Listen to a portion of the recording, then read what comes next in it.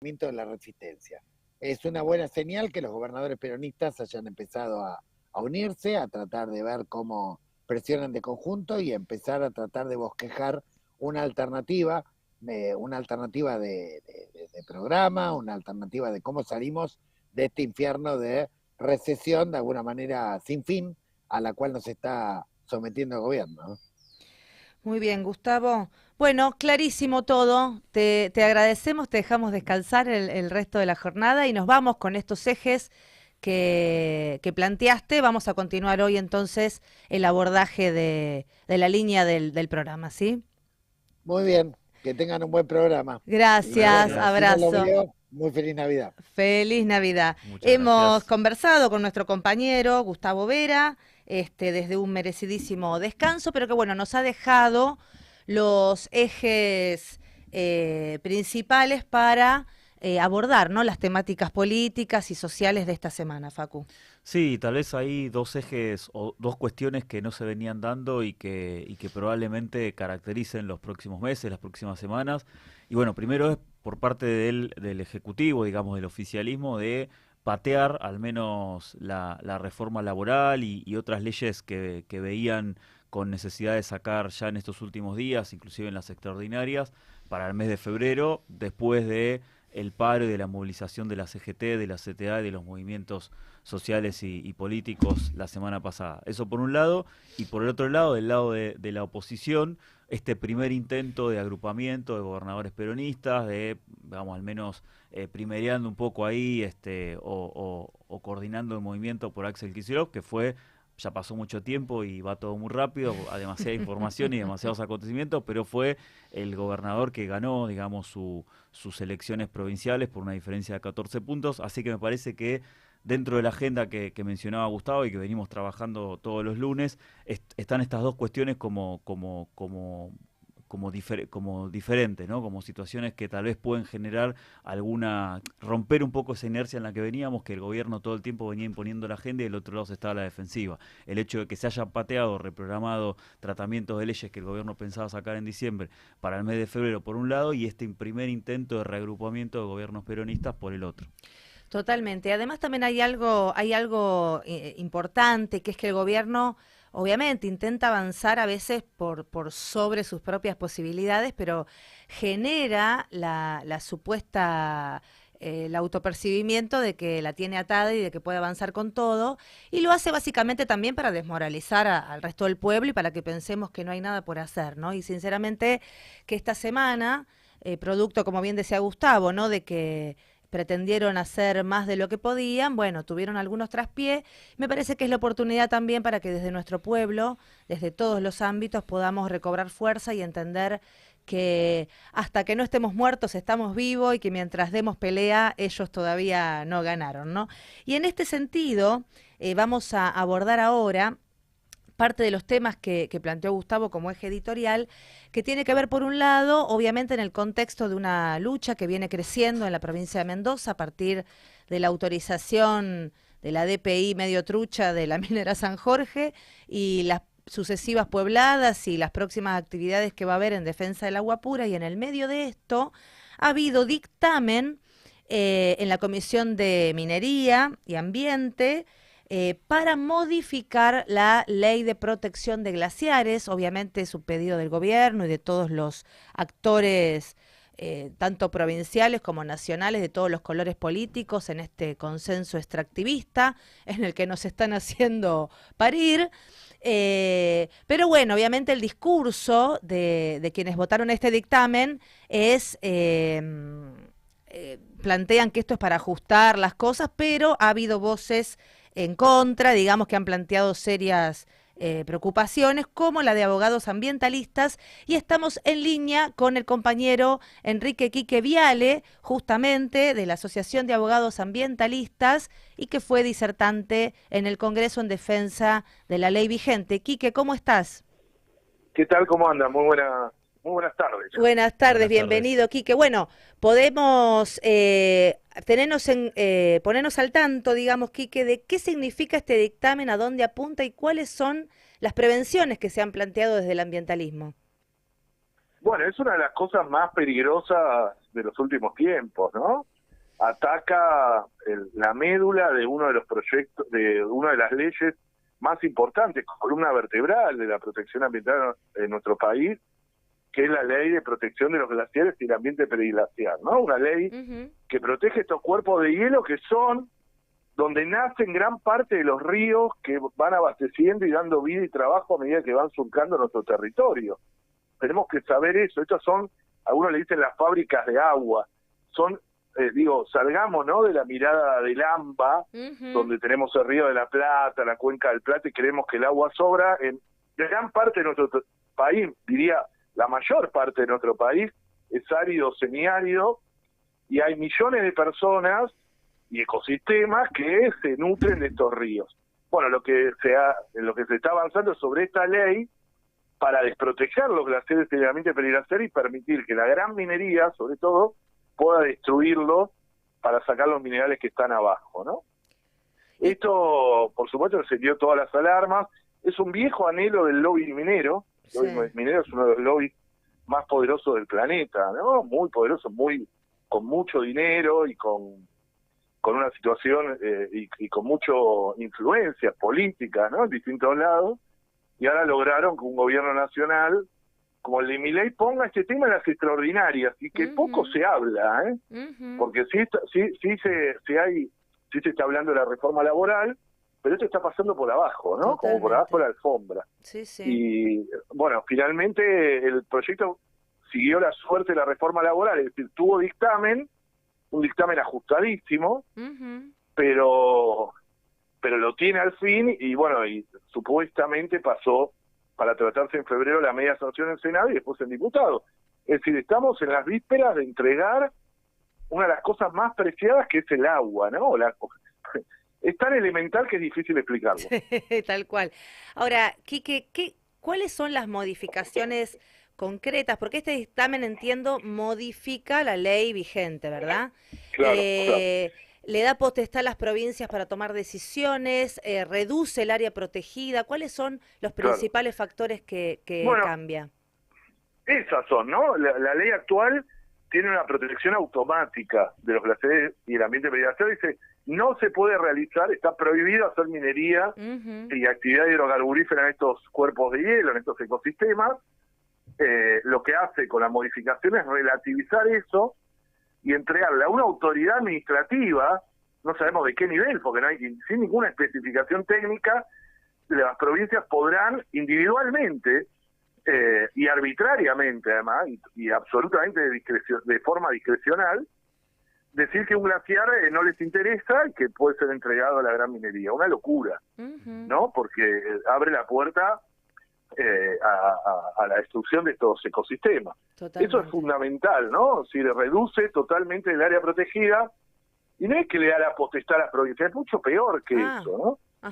Si no, a ver, porque la potestad a las provincias, si no pareciera que, bueno, las provincias no tienen ningún tipo de reglamentación técnica, no tienen ningún tipo de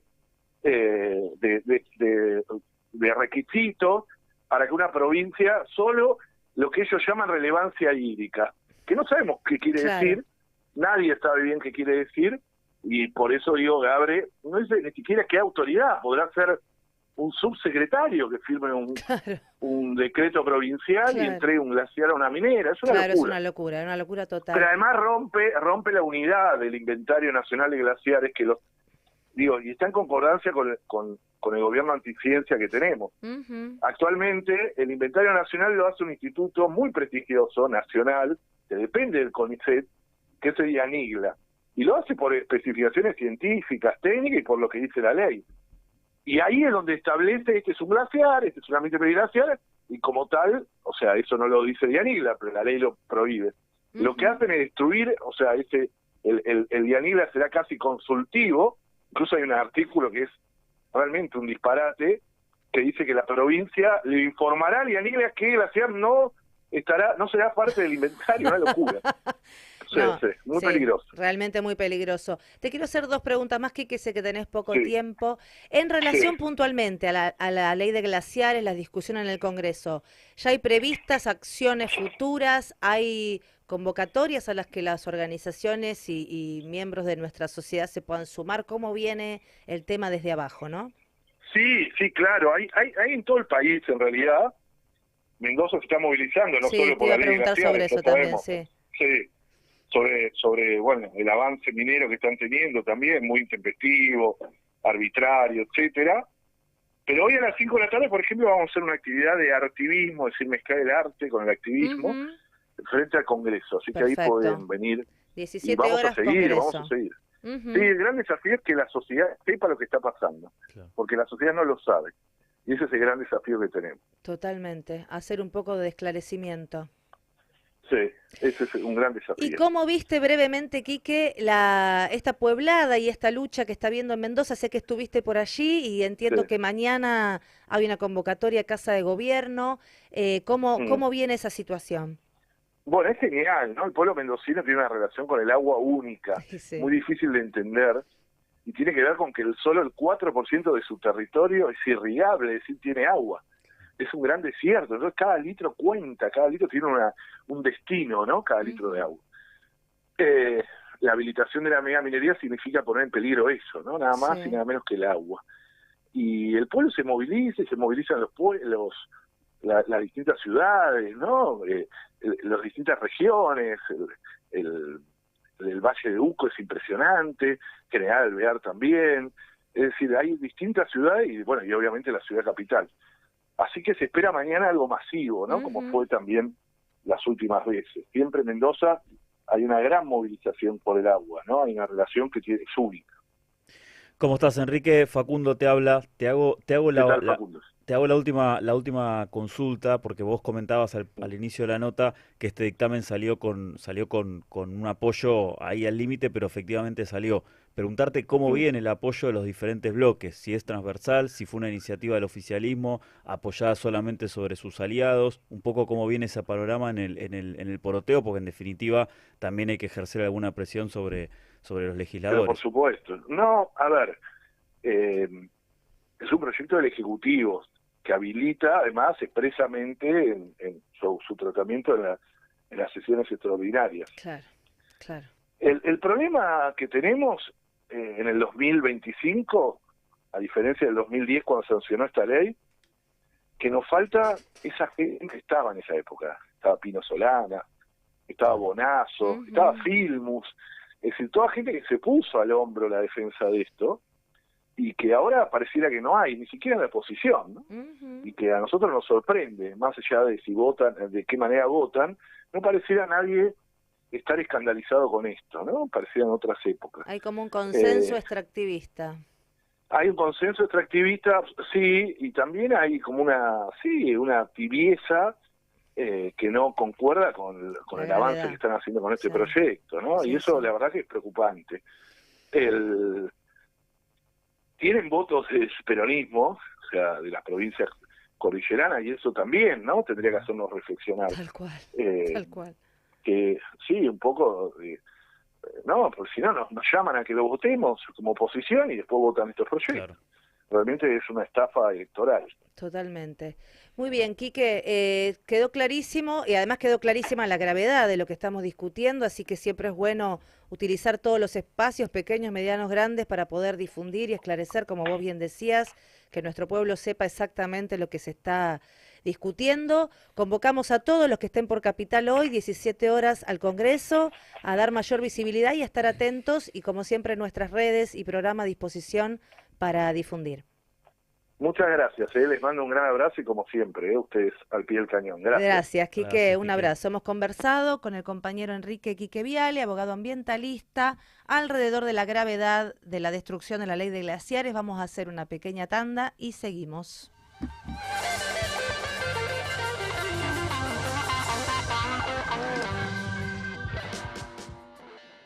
Radiográfica. 20 años. 20 años construyendo comunicación popular. 20 años sonando a Radiográfica. Para que nadie te diga lo que tenés que escuchar, para que nadie nos diga lo que tenemos que decir, sumate a la comunidad radiográfica.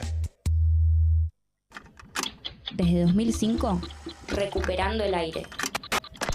La radiográfica se construye pesito a pesito, voz a voz, paso a paso. Todos ponemos, todos. Hacela cortita. Faltan 40 lucas para levantar la torre. Compra tu bono llamando al 4116-2848 o venite, Avenida Patricios 1941. En 20 años no cambiamos, evolucionamos. Federación del Personal de Vialidad Nacional. En las rutas nacionales, dignificando al trabajador y trabajadora vial. La Gráfica, FM 89.3. Suena la comunicación popular.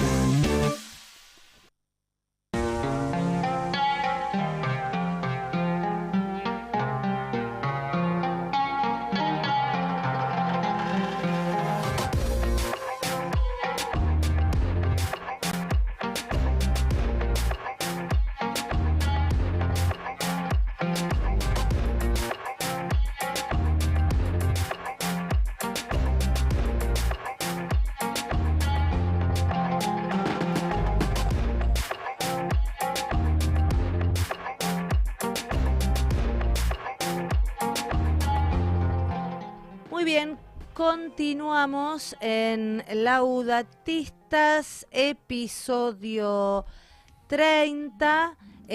Como bien comentamos, toda la información y luego también este mismo programa, sus repeticiones, lo pueden encontrar en todas nuestras redes sociales.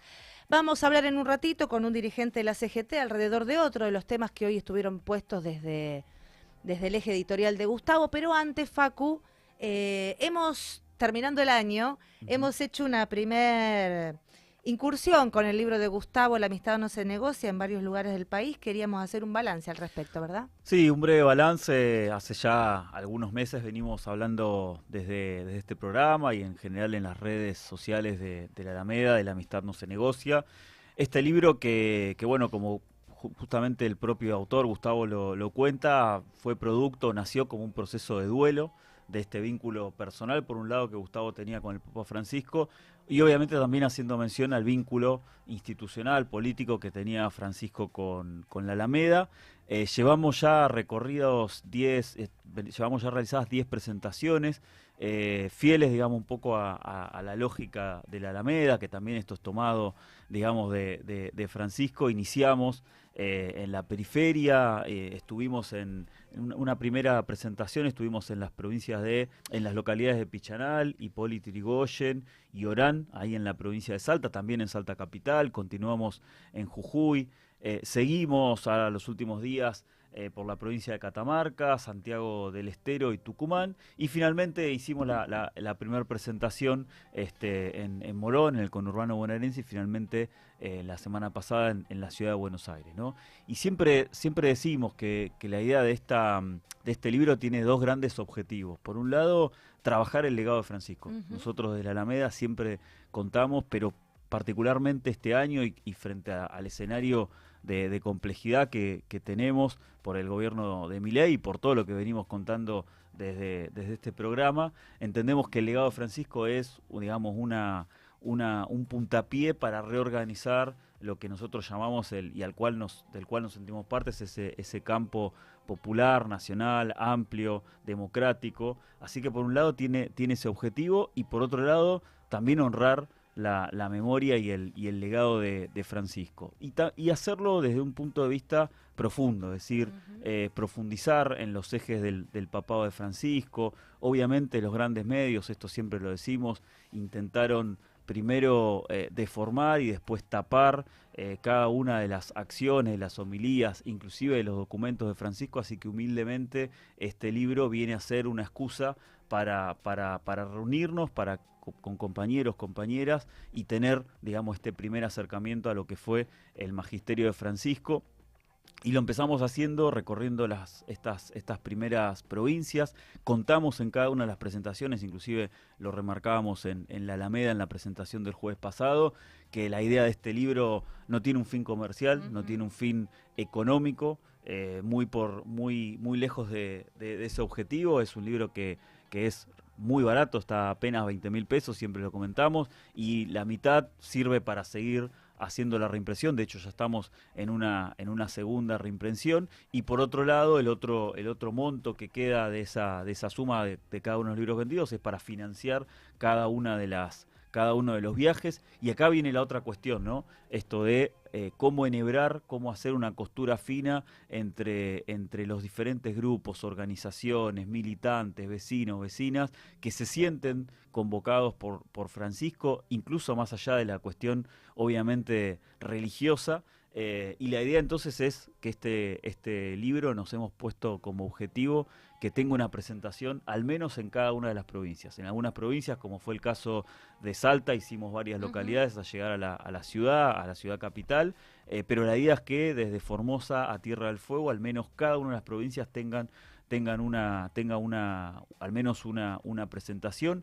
Esto sirve además para ir revitalizando y volviendo a convocar, reitero, a compañeros, compañeras de organizaciones políticas, sociales, sindicales e incluso a funcionarios, funcionarias con los que hemos tenido vínculo y que se comprometieron más allá del cargo, más allá del lugar que les tocó ocupar. Obviamente también sirve como una herramienta para reorganizar, para revitalizar el trabajo que cada una de las alamedas que están ya instaladas en nuestro país, bueno, también tomen este material, tomen este instrumento y volvamos a convocarnos. Y la verdad es que digamos, para un libro que es autoeditado, sí, que no tiene prácticamente una comercialización, digamos, en grandes librerías, que obviamente no, fiel también, porque esto también es buscado, no responde a las lógicas comerciales o de publicidad que tienen las grandes editoriales. La verdad que estamos muy contentos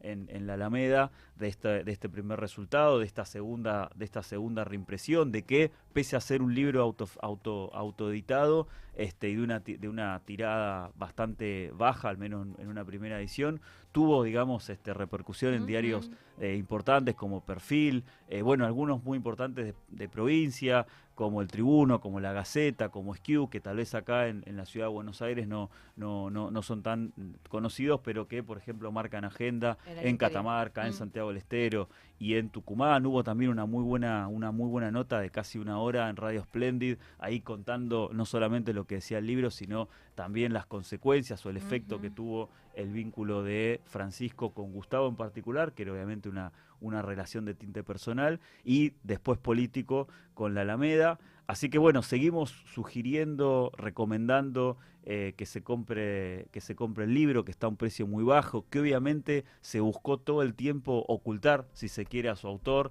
a Gustavo, y hacer hincapié, poner el acento en aquello que Francisco tenía para decir sobre la situación internacional, sobre Gaza, sobre Albania, sobre nuestro país, mezclado con cuestiones, digamos, que interpelan, con los cuales uno se puede sentir identificado, como el fútbol, la familia, la amistad. Y me parece que esto también viene a seguir comprobando, por si hacía falta, que había una coherencia de Francisco entre lo que decía y lo que hacía, aún en esa intimidad o en esa correspondencia, en ese vínculo que mantuvo durante tantos años, reitero, con Gustavo en particular y con la Alameda en general. Así que bueno, el balance obviamente es más que positivo, un esfuerzo, y también siempre lo mencionamos, en cada una de estas recorridas que hicimos, en el NOA, en el NEA, ahí hubo un compañero, un sindicato en general que hizo posible, o compañeros de organizaciones políticas que proveyeron una casa, un hotel, un lugar para que podamos parar. Así que esto también habla de esta amistad social que hablaba Francisco, y es retomar no solamente el vínculo político y poner a Francisco en el centro, sino también retomar estos vínculos con compañeros, compañeras que en general nos forjamos en la lucha o en la resistencia, como fue la 21F con el macrismo, en algunos casos trabajando institucionalmente con el comité. Así que bueno, primer balance de estas primeras 10 presentaciones, más que positivo. Seguimos el año que viene, vamos a retomar con Bahía Blanca, Río Negro, y la segunda quincena de febrero las provincias de Cuyo y Centro. Excelente, éxito editorial. En los que no estén en Argentina o estén en una provincia, lo quieran ya, antes que lleguemos, si entran a www.somosalameda.org.ar, buscan la nota que se titula donde se consigue la amistad no se negocia, y ahí están todos los medios virtuales, e-commerce, donde lo pueden conseguir online. Bueno, muy bien, vamos a ir pasando al otro tema, como habíamos adelantado. Las dos preocupaciones que queríamos abordar hoy eran, por un lado, esta cuestión del avance minero en Mendoza y el dictamen que destruye la protección a los glaciares, que ya conversamos con el compañero Quique Viale, y el otro tema que también nos importaba en profundidad es la cuestión de la tan mentada reforma laboral del gobierno de Milei, esto que ellos llaman modernización, que lo más moderno que se vio al lado de esto era en 1898, para conversar sobre, bueno, qué implicó esta ley, qué implicó la movilización multitudinaria que realizó la CGT esta semana y cuáles son las perspectivas y el plan de lucha. Estamos en comunicación con el compañero Pablo Flores, secretario general de AEFIP. Bienvenido, Pablo, y gracias por estar con Laudatistas. Hola, buenas tardes. Hola, ¿cómo estás? Ximena Ratoni por aquí, Facundo Lugo, y te dejo un abrazo, Gustavo, que hoy no lo pudimos tener aquí. Pero bueno, Pablo, queríamos hablar contigo un poco, bueno, para ver el balance, digamos, de lo actuado hasta aquí, lo que avanzó el gobierno, lo que pudimos hacer los trabajadores en la calle el otro día, y cuáles son las perspectivas que está evaluando la Central Obrera de cara a febrero. Bueno, lo primero es decir que se hizo un contundente rechazo a la reforma laboral, al proyecto presentado por el gobierno en Plaza de Mayo, porque este es un proyecto que manda el Poder Ejecutivo, que bueno, que la CGT, digamos, lo rechaza contundentemente porque es regresivo, porque no tiene nada a favor no de los trabajadores en sí, sino ni de mejorar el empleo, de ninguna norma que diga que va a incorporar más trabajadores informales a ser registrados, no marca ninguna modernización, todo lo contrario, ¿no? Bueno, de esto hay un montón de cuestiones que podemos mencionar, pero en definitiva fue el inicio de un rechazo contundente que inicia un plan de acción que veremos cómo continúa. Entendemos que algún grado de reflexión hubo en función de mandar a tratar esto y dar el tiempo suficiente para que haya algún tipo de debate. Esperamos que se den esos debates donde participemos los que vamos a hacer o los beneficiarios de una reforma o los perjudicados de una reforma. Pablo, desde tu punto de vista, ¿cuáles son, porque es un megaproyecto, ¿no? Porque modifica como 25 leyes de la justicia del trabajo, de empleo, de las convenciones colectivas, de asociaciones sindicales, la ley del contrato de trabajo y un montón de leyes más, además de algunas exenciones impositivas para las patronales que metieron de contrabando? Pero de todo ese bodoque gigante que enviaron, ¿cuáles son desde tu punto de vista las cosas más graves, más profundas, más lesivas, que sería bueno esclarecer para que todos los compañeros, compañeras, trabajadores tengan la información de en qué nos quieren afectar, ¿verdad?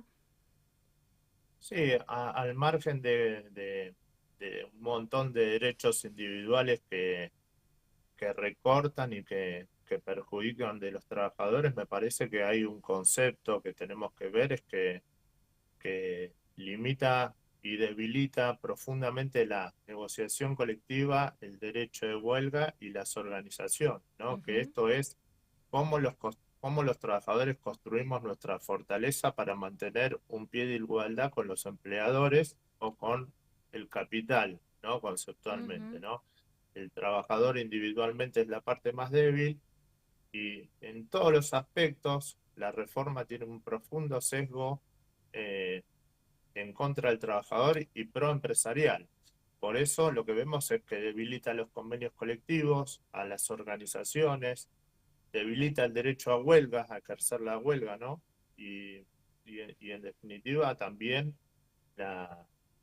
todo el esquema de financiación que ellos promocionan como que esto es un privilegio de las dirigencias, pero en realidad es la forma de organizarse de los trabajadores. Tal cual. Si nosotros no tenemos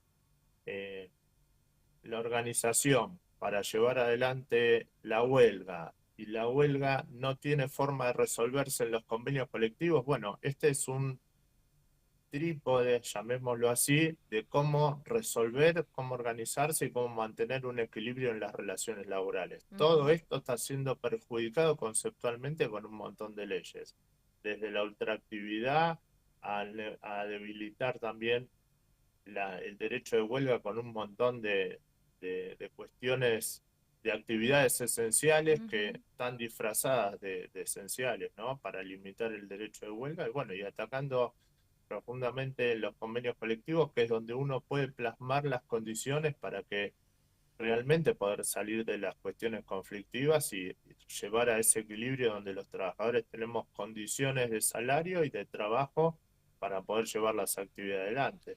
Esto es algo que no solo le conviene a los trabajadores, esto es algo que le ha dado resultado también al empresariado, poder tener una forma de llevar equilibradamente las relaciones del mundo del trabajo. Totalmente. Además, nunca jamás, esto ya lo hemos vivido más de una oportunidad en nuestra historia reciente, una reforma laboral lesiva generó mayor empleo, ¿no? Lo que genera empleo es la actividad económica, ¿verdad?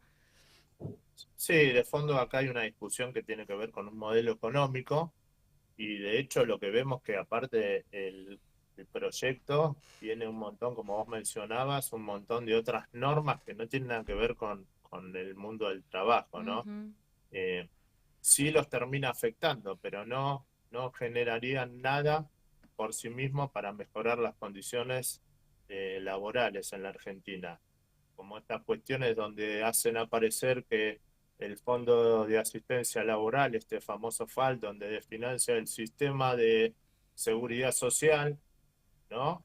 Y que hacen aparecer que esto es un aporte de los trabajadores, del empresariado. Los empresarios ahí no aportan nada. Tal cual. Ahí solo se benefician, no hay ningún aporte del empleador. Para eso que hubieran puesto directamente para el Fondo de Asistencia, directamente se trae del Fondo de Seguridad Social y no hacen aparecer como que es un aporte de los empresarios. Entonces, por eso decimos que acá hay un fuerte sesgo proempresarial, ¿no? Donde en realidad la discusión que hay, digamos, es del modelo económico. Acá donde si la actividad económica no tiene un ciclo virtuoso donde crece el consumo, se fortalecen los salarios y hay, digamos, una actividad económica de crecimiento, por más leyes laborales que haya, solo entendemos que esto va a llevar a más trabajadores informales. Hoy, lamentablemente, sí necesitamos discutirnos y hacernos cargo de que tenemos que discutir una realidad porque tenemos una gran cantidad de trabajadores en la informalidad. Lo que vemos es que esto solo apunta no a mejorar la condición de los informales, sino a destruir las condiciones de los trabajadores registrados y su formato, ¿no? de defender su fuente de trabajo y sus condiciones. Sería como igualar para abajo, digamos, por decirlo de alguna manera. Pero yo, claro, acuerdo con eso que decís, que desde el movimiento obrero organizado necesitamos discutir más profundamente cómo hacemos algo que traiga a los informales al mundo de la formalidad y frenar un poco esta avanzada. Te hago la última, Pablo, así no te robo más tiempo.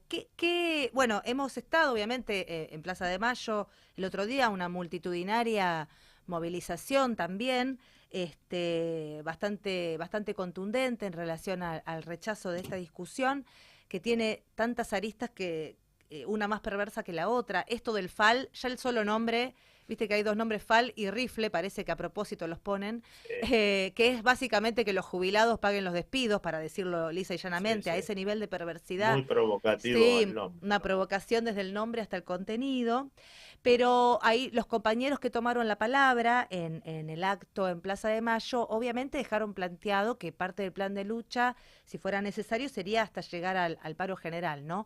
Imagino que va a haber intensas negociaciones más allá de las vacaciones legislativas, pero bueno, entendemos que en febrero debemos preparar el cuerpito todos para seguir dando también la batalla en la calle, ¿verdad? ¿Qué se está discutiendo, si es que hay algo firme en el Consejo Directivo de la CGT de cara a, bueno, una ley que ya tiene dictamen? Sí, lo expresaron los secretarios generales, acá no se descarta nada. Todas las herramientas que tenemos los trabajadores las vamos a poner para discutir este tema porque es esencial. Desde una movilización, como se hizo el otro día, hasta alcanzar las medidas de fuerza y si hiciera falta el paro nacional de actividades, en función de defender no solo las fuentes de trabajo que hay, sino, digamos, todas las herramientas que tenemos los trabajadores para construir una realidad, digamos, de trabajo digno, decente, y donde el camino sea incorporar más a esa realidad y no de, como decías vos, de igualar para abajo, donde los funcionarios incluso lo expresan muchos de este gobierno, que el modelo es el modelo de Perú, un modelo donde el 70 y pico, 80% de la ciudadanía está en la informalidad. La verdad que nosotros no vamos a permitir eso, por eso no se descarta nada. Todo lo que tenemos pensado y venimos hablando y se sigue discutiendo y se va a ir construyendo en adelante, tanto las acciones que llevamos en el Poder Legislativo como las acciones gremiales, desde la movilización al paro nacional, están en evaluación, y también todo lo que es las acciones judiciales que tengamos que llevar adelante, porque un montón de estas normas creemos que son anticonstitucionales y que están muy reñidas, digamos, con la legalidad, no solo de la Constitución Nacional, sino de los acuerdos internacionales que ya adhirió la Argentina.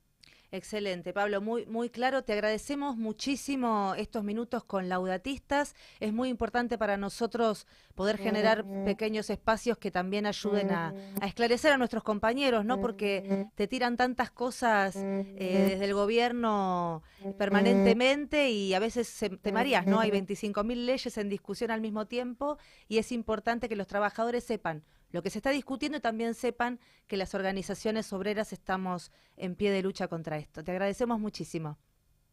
Ustedes a disposición. Saludos a Gustavo. Gracias. Hemos conversado con el compañero Pablo Flores, es secretario general de AEFIP y también miembro del Consejo Directivo de la CGT. Bueno, con un veranito caliente y de lucha, evidentemente. Facu. Sí, todos los diciembre siempre son complicados, ya estamos acostumbrados a vivir así, pero pareciera que es un poco más complicado todavía por la cantidad de temas, que bueno, es un poco, lo decíamos antes, la estrategia del gobierno, ¿no? De atacar en 300.000 frentes al mismo tiempo para que obviamente no haya posibilidad de reflexión y de cuál de todas las batallas elegir, pero bueno, al menos hasta el momento la CGT intervino bien y esto, bueno, significó patear la reforma al menos para el mes de febrero, así que veremos cómo se retoma a partir del año que viene. Perfecto, sí, también importante destacar que más allá de la iniciativa tomada por la CGT, obviamente concitó la articulación con las dos CTA, los movimientos sociales y obviamente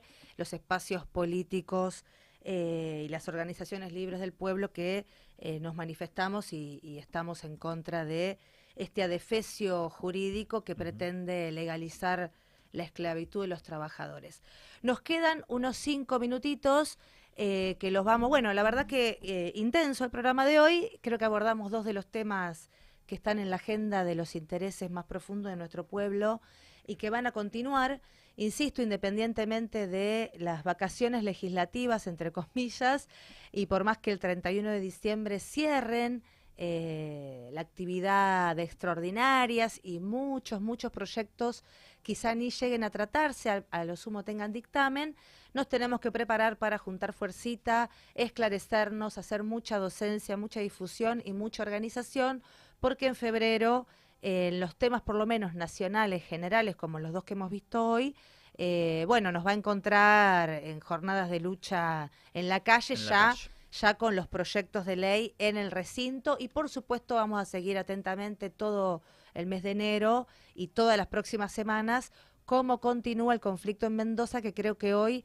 es el conflicto más profundo que está viendo nuestro país y más invisibilizado, así que vamos a estar atentos mañana con la movilización y la concentración a la que se están convocando todas las asambleas en defensa del agua pura en Mendoza, que va a ser en Casa de Gobierno, y por supuesto el próximo programa lo abordaremos. Pero no queríamos irnos hoy sin hacer una mención muy breve, estamos a minutos de terminar el programa, sobre que se ha cumplido un nuevo aniversario de aquel 19 y 20 de diciembre del 2001, 24 años, aquel 19 y 20 de diciembre del 2001, que también fue la antesala de la Alameda, ¿no? Donde surgimos, donde nació este grupo humano, digamos, desde el barrio Parque Avellaneda, cómo nacieron otras asambleas, algunas perduraron, otras no, cómo nacieron espacios como los que hoy estamos aquí, que después se transformaron en la gráfica, las fábricas recuperadas, etcétera, todo un proceso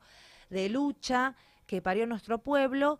También, ¿no? Cuando una situación de reflujo, derrota, avance neoliberal, reformas laborales, retrocesos en muchos sentidos que había sufrido nuestro pueblo, que nos llevaron a dar un salto en justamente la desocupación, un salto en la precarización laboral, un salto incluso en el hambre de nuestro pueblo. En algún momento a veces parece también, ¿no? Los que viven de todos nosotros y son capaces de llevarnos a esas instancias creen que la tienen atada para siempre, porque a veces nuestro pueblo es bastante manso, soporta, traga mierda, como digo yo, pero eso no es eterno, como no va a ser eterno ahora. Y el día menos pensado, cuando todo esto parecía que podía quedarse para siempre, bueno, hicieron una de más y nuestro pueblo dijo basta, ¿no? Precedido, por supuesto, nosotros siempre lo recordamos, aquellas irrupciones de la clase media a partir del Corralito, en realidad fue la frutilla del postre, ¿no? Esto venía precedido de luchas territoriales en diferentes provincias de nuestro país, de aquellos primeros grupos piqueteros, digamos, de aquellos movimientos de desocupados que reclamaban trabajo, donde a Menem le arrancaron los primeros incluso planes sociales para apaciguar el hambre, donde en lugares como Tartagal y Mosconi, esa lucha de aquellos petroleros despedidos peleó por trabajo, recuperó trabajo, peleó por recuperar las direcciones sindicales en algunos sindicatos que se habían entregado.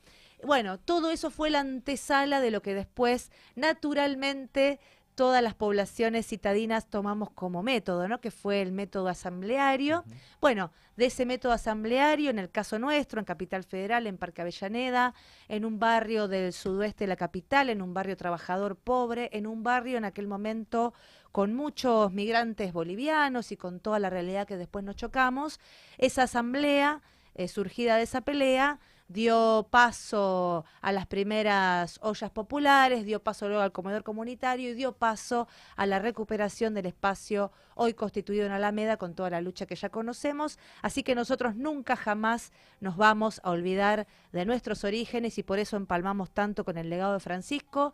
Francisco nos enseñó que es de abajo hacia arriba, Francisco nos enseñó que es de la periferia al centro y Francisco nos recordó que el que no quiere a su patria no quiere a su madre, y con ese legado en el corazón y en la sangre, les decimos hasta el lunes que viene en Laudatistas. Hasta el lunes, buenas tardes. Muchas gracias, Male Coelho, en la operación técnica.